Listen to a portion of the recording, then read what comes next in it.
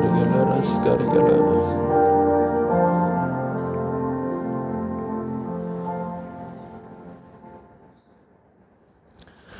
꼭 무엇을 해야 하나님께 은혜를 받고 은혜를 누리는 건 아니지만, 그럼에도 불구하고 하나님 마음에 합한 삶을 살려고 애쓰는 노력이 하나님 보시기에 기뻐할 줄 믿습니다.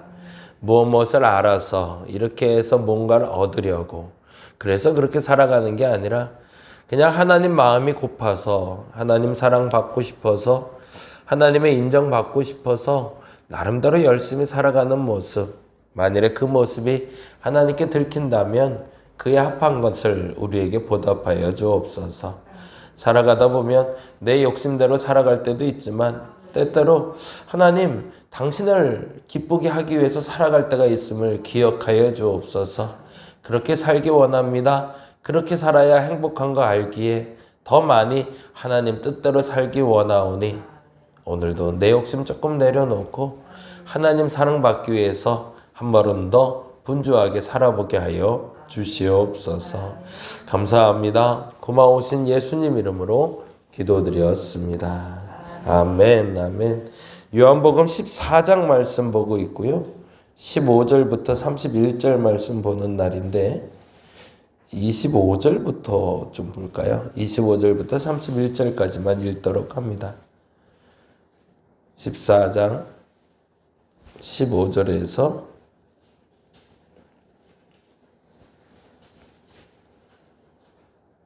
31절까지.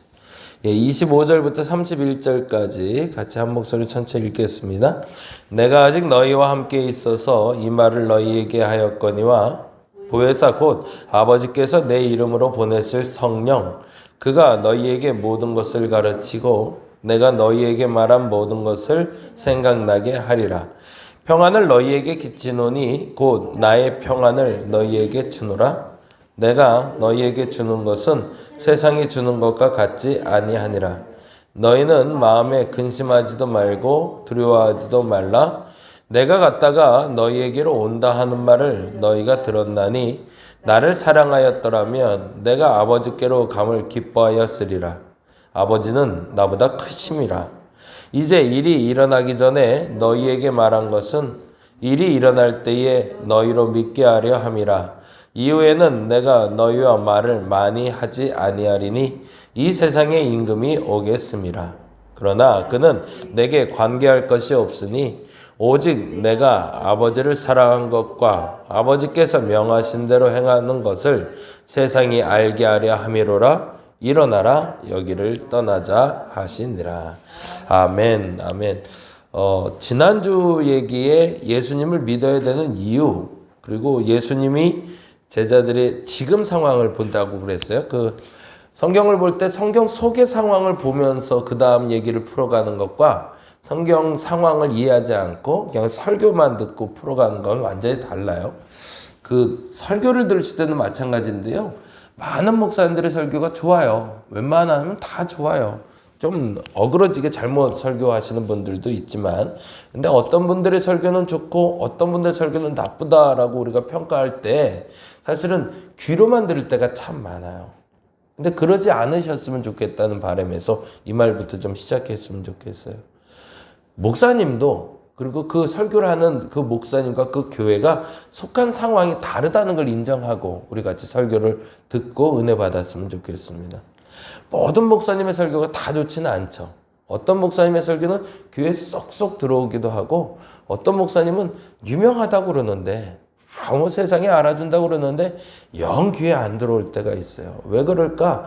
그 목사님의 설교에 잘못되고 못되고를 떠나서 일단 1차적으로 내 귀가 그분의 상황과는 다르기 때문에 그렇습니다. 예를 들어서 여의도 순복음교회, 예전에 이제 조용기 목사님이라고 보자면 70만 명을 놓고 설교를 하셨던 분이잖아요. 매 시간 예배마다 10,000명 정도의 성도가 모이고 있고, 그리고 그 10,000명의 회중 앞에서 하는 설교가, 그리고 또 하나는 대부분의 사람들이 이런 통계가 있었는데 여의도 순복음교회 경상도 분들이 많았대요. 그러니까 그 정서가 맞는 거예요. 그분들 귀에는 그 설교가 들려요. 조금 더 쉽게 극단적으로 얘기하면 그분 사투리가 경상도 사투리일 수 있잖아요. 그러다 보니까 전라도 사람들이 듣기에는 불편한 말투조차가 다르니까. 아까는 이제 농담 삼아 그런 농담 반 진담 반 그런 얘기 했지만 말투도 닮아간다고 이 말투가 어색하면 듣는 사람 귀가 거슬리거든요. 그러다 보니까 아무리 좋은 설교를 해도 그 사투리 좀 안 썼으면 좋겠는데 이러다 보니 들어야 될 걸 못 듣게 되는 거죠. 근데 반면에 좀 말은 좀 어눌하고 그리고 작은 교회 목회를 하고 있어도 나하고 말투가 비슷하고 그리고 정서가 비슷한 동네에 사는 목사님이 설교를 하는 설교를 듣게 되면 저 설교 참 좋다라고 느끼게 되죠. 이유는 배경이 비슷하기 때문에 그렇습니다. 그래서 그 배경을 알고 성경을 보는 게 사실은 굉장히 중요하죠. 그래서 요한복음은요, 항상 밑 바탕을 먼저 깔아줘요. 요한복음을 보실 때는 설교 말씀이 많다라는 걸 다들 알아요. 예수님이 남기신 말씀에 대한 기억을 쫓아서 요한이 기록을 해요. 왜냐하면 시간이 좀 많이 흘렀거든요. 그나마 마태복음이나 마가복음이나 누가복음을 기록할 당시만 해도 1차 기록자들이 기억에 남아있을 때였거든요. 다른 말하면 예수님을 현장에서 봤던 사람들이 있던 시기예요. 간간히, 아주 간간히. 이제 다 돌아가시고 얼마 안 남았는데 그 소수라도 예수를 기억하고 그 사건을 아는 사람들이 기록한 거라 그래도 그 정서가 공감대가 형성이 되는데 요한복음 때는 AD 90년경이거든요. 예수님 돌아가시고 거의 한 60년이 지난 후예요. 그러니 예수님의 옛자도 모르는 사람들이 존재할 때거든요. 그러다 보니까 그들에게 전할 수 있는 이야기 중엔 예수님이 전했던 설교 말씀을 토대로 요한이 다시 재정리를 한 거거든요. 그러면 순서는 어떻게 적혔을까요? 요한이 먼저 예수님의 어록을 쭉 정리했겠죠. 기억 속에. 이게 불가능할 수도 있어요. 그냥 고민만 하고 한번 들어보세요. 만약에 제가 지금 이렇게 많이 설교하고 있지만 제가 은퇴하고 나서 한 30년 후에 제 설교를 기억하고 누군가 받아 적는다면 어디까지 받아 적을 수 있을까? 굉장히 적을 거예요. 굉장히 소수만 기억하고 있을 거예요. 그리고 웬만한 단어. 우리 동민이가 가끔 그 얘기를 좀 해요. 자신이 중고등학교 때 제가 청년 담당 목사를 할 때 지금부터 한 벌써 몇 년 전이에요. 20년 거의 전인데 그때 했던 설교가 기억이 난대요. 물론 이제 다 기억나진 않지만 몇 가지가 기억나는 거죠. 마찬가지로 요한도 그 기억을 유추해서 간 겁니다. 그래서 예수님이 했던 근데 그 기억은 어디서 잔재해 있을까요? 그 상황이 기억이 나는 거죠. 나사로가 죽었어? 그리고 나사로가 살았어. 이건 충격적인 사건이잖아요. 그게 요한의 머릿속에 뇌리에 남은 거죠. 근데 그때 예수님이 뭐라고 얘기했더라? 그래. 근심하지 말랬어. 왜 근심하지 말랬더라? 나사로가 죽고 사는 모습을 보고 제자들이 마음에 다른 생각이 들어왔었지. 이런 기적적인 사건을 일으킨 예수님이면 이분을 따르다 보면 내가 한 자리 하겠는걸? 이라는 생각이 들었고 그때 예수님한테 혼난 기억이 있는 거죠. 그러고 나서 이거 어떡하지 하고 있는데 걱정하지 마. 그런다고 해서 그것만 길이 아니야. 너무 염려하지 마. 라고 했던 것이 요한의 기록 속에 남아 있었던 거죠. 그래서 그 기록을 쫓아서 요한복음 13장, 14장이 기록이 되는 겁니다. 그러면 오늘 14장에 내가 곧 길이요 진리요 생명이는 나로 말미암자거나 아버지께로 올 자가 없느니라 라는 말은 우리가 오직 한 길 예수를 말하기도 하지만 그 길에는 또 다른 의미가 있다는 거죠. 예수님이 가는 길은 하나이지만 그 길에서 너희에게 예비된 길은 많이 있으니 염려하지 말라는 말도 포함되고 있다는 걸 우리가 알아듣게 되는 거죠. 네. 그리고 나서 오늘 본문을 보는데 오늘 본문에 제가 이렇게 좀 장황하게 설명하는 이유는 상황 배경을 모르고 성경을 읽거나 해석을 했을 때 오류가 발생하는 것 중에 영적이다라는 해석 때문에 그래요. 그래서 오늘 보혜사 얘기를 조금 하려고 합니다. 대단히 어려운 단어예요. 보혜사 지금 쓰지도 않은 단어. 어떻게 하다가 이런 단어를 해석을 해냈는지 몰라도 보혜사? 아마 이때 단어만 썼던 것 같아요. 이후에는 보혜사라는 단어를 우리는 듣도 보지도 못했고 예수 믿지 않는 사람들은 보혜사라는 단어를 아예 몰라요. 이거는 예수 믿는 사람들한테 물어봐도 도대체 무슨 말인지 이해를 못해요. 근데 오히려 이렇게 표현하는 게 낫죠. 어떤 표현이냐면 보혜사의 단어는 변호사입니다. 변호해주는 사람이에요. 대변해주는 사람, 위로해주는 사람을 보혜사라고 부릅니다. 이게 이제 아예 그렇게 딱 부르자면 너무 이게 인간적으로 보이니까 그걸 좀 영적인 단어로 보혜사라는 단어를 표현해냈는지는 알 수 없지만 성령께서 우리에게 오셨을 때 그 성령께서 하시는 일을 보혜사라는 단어를 쓰고 있어요. 그러면 여기서 하나 더 유추해서 하나만 더 정리하고 오늘 단어로 갈게요. 성령께서 하시는 일은 변호하는 일이고 위로하시는 일을 해요. 그러면 그 반대의 일을 하는 친구가 있겠죠? 그게 누굴까요? 사단이죠. 그러면 사단은 어떤 존재일까요? 반대하는 일을 한다면 변호사 옆에 서 있는 사람이 누구예요? 그리고 판사가 있잖아요. 그 옆에가 검사가 있죠. 검사의 역할은 뭐 하는 거죠? 고소하는 겁니다. 그래서 사단의 역할을 참소자, 고소자라고 그래요. 이게 어원이 그래요. 어원이 히브리어 어원을 따져보면 사단이라는 단어의 어원은요. 고소하는 사람이에요. 참소하는 사람. 보혜사는요. 그 옆에서 참소하는 자가 고소하는 자가 고소를 하면 거기에 대해서 변호해 주는 사람을 우리는 보혜사라고 부릅니다. 그래서 그거를 영적으로 의미를 해석할 때 영적으로 끊임없이 하나님을 믿는 사람들을 고소하고 죄를 드러내고자 하는 사람들을 사단의 영이 임했다라는 표현을 쓴 거고, 그래서 그 사람들을 보호하고 그 사람들을 끌어안고 위로해주고 그리고 변호해줬던 사람들을 성령이 충만한 사람이라고 불러왔던 거죠. 그러면 교회 안에도 동일하다는 거예요. 앞선 본문에서 그런 표현이 나왔잖아요. 예수님이 떡을 준 자가 나를 판 자다라는 표현을 써요. 그때 그에게 사단이 마음에 들어간지라라고 나오잖아요. 가룟 유다의 마음속에. 그러면 가룟 유다에 들어간 그 사단은 영적인 존재로 쏙 들어갔다고 우리는 보통 생각하는데 그게 아니라 뭐라고 그러면 해석하면 되는 거예요? 그의 마음속에 예수를 고소하려는 마음이 들어갔다. 이렇게 해석하는 게 맞다는 거죠. 이걸 그런데 너무 영적으로만 보는 거예요. 그러니까 마치 예수님이 떡을 줄 때 하늘에서 뭔가 이상한 게 아니면 옆에서 뭔가 이상한 영이 확 들어와서 그 마음속에 쏙 들어갔더라. 이렇게까지 볼 필요는 없다는 얘기죠. 그 마음속에 예수님이 떡을 주는 장면을 보고 그냥 그 장면 그대로 해석을 하자면 그렇다는 거예요. 도저히 이 사람을 가지고는 이 나라를 바꿀 수가 없다는 걸 유다가 깨달은 거죠. 아니 자꾸 죽는다는 얘기하니까, 자꾸 끝났다는 얘기를 하니까, 아니 이게 끝이 아니라 이걸로 말미암아 종려나무를 흔들고 들어왔던 그 사람들, 그 백성들 앞에서 다시 한번 깃발을 들고 이 나라를 다시 한번 식민지에서 구원해내리라고 얘기를 하던가, 내가 다윗과 같이 창과 검을 들고 이스라엘을 다시 회복하리라 이렇게 얘기해야 될 사람이 자꾸 밤마다, 자꾸 밥 먹을 때마다 나 끝났어, 나 이제 죽을 거야 이 얘기를 해대니 가룟 유다 마음은 속이 타는 거죠. 불타오르는 거죠. 완전히 너무 화가 나서. 그러던 차에 오늘은 심지어 그 권위를 바닥으로 내려버리고 세족시를 한답시고 제자들 앞에 무릎을 꿇고 제자들의 발을 씻기고 있으니 이 양반을 나는 도저히 믿을 수가 없는 거예요. 그 와중에 떡을 먹어주면서 너 가서 너 하고 싶은 일 해. 그러니까 홧김에 튀어나가게 되는 거죠. 도저히 안 되겠다. 이 양반 갖고는 이게 해결이 안 되겠다.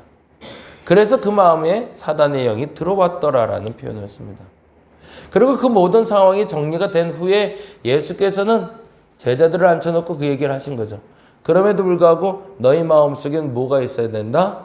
서로가 서로를 변호해주고 위로해주는 마음이 있어야 되는데 그 마음은 누가 주시는 거다? 성령께서 주시는 거다.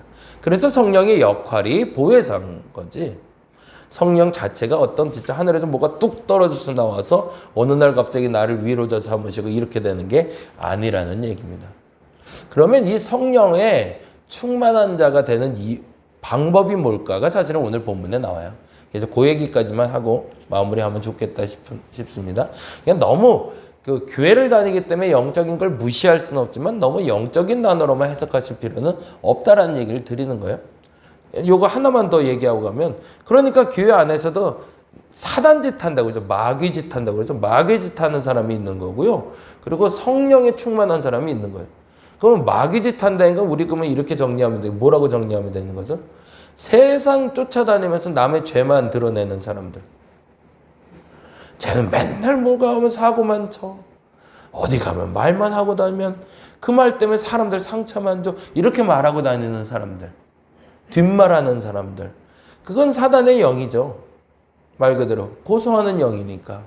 근데 누구를 만나든지 아니야, 그 사람 괜찮아. 그 사람 좋은 사람이야.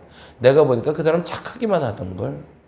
그 사람 조금 좀 모난 데 있어도 그래도 그 모난 데보다 더 나은 게 많던걸. 이렇게 말하는 사람은 사단의 영이 아니라 성령에 충만한 사람인 거죠.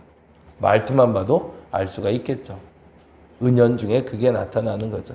그게 성령이 충만한 사람들은 그 모든 사람들을 다 품을 수 있는 마음을 갖는 거고, 사단의 마음을 가진 사람들은 그 모든 사람들의 죄만 보이는 거죠. 잘못된 것만. 보겠습니다. 그러면 보혜사의 마음을 가질 수 있는 사람들은 누굴까? 15절에 이렇게 기록이 되고 있습니다. 15절 먼저 같이 읽어볼까요? 15절에 아예 그냥 결론적으로 이렇게 얘기해요. 같이 읽어보겠습니다. 이렇게 먼저 읽죠. 네, 13절, 14절, 15절입니다. 같이 한번 읽어봅니다. 너희가 내 이름으로 무엇을 구하든지 내가 행하리니 이는 아버지로 하여금 아들로 말미암아 영광을 받으시게 함이라. 이제 뭐든지 들어주겠대요. 어떻게 하면 성령이 충만하면 가능할 거래요. 어떻게 하면 내 이름으로 무엇든지 내게 구하면 내게 행하리라 라고 얘기하며 15절에 이렇게 얘기합니다. 전제가 있죠. 어떻게 하래요? 너희가 나를 사랑하면 나의 계명을 지키려. 거기다 동그라미 사랑, 계명.